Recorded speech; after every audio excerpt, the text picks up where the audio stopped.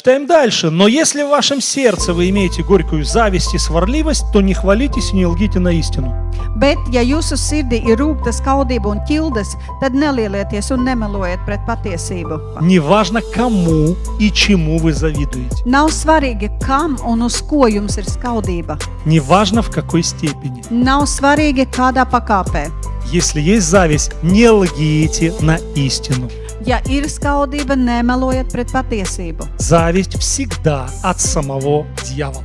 Skaudība vienmēr nāk no paša velna. Зависть всегда будет указывать человеку, что другой лучше, Skaudība vienmēr rādīs cilvēkam, ka cits ir labāks. лучше живет, Labāk dzīvo, лучше поет, labāk dzied, лучше говорит, labāk runā, лучше отдыхает, labāk у него atpūšas, больше денег, viņam vairāk naudas, у него все больше, viņam viss vairāk, а у тебя все меньше.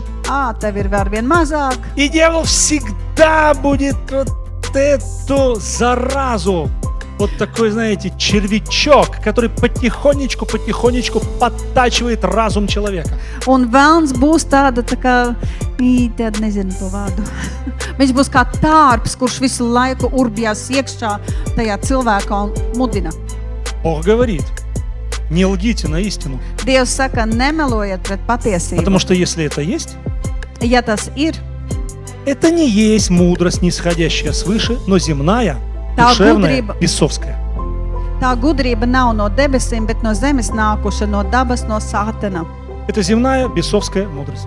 Tā ir zemes sātaniska gudrība. Ну, собственно, так живет весь мир. Nu, tā dzīvo visa pasaule. Но мы призваны жить в Царстве Божьем, в Царстве непоколебимом. Bet mēs esam aicināti dzīvot Dieva valstībā, kas nav satricināma. Ибо где зависть и сварливость, там неустройство и все худое. Следующий стих. 16. pants, jo kur ir skaudība un ķildes, tur ir juceklis un visāda nelietība.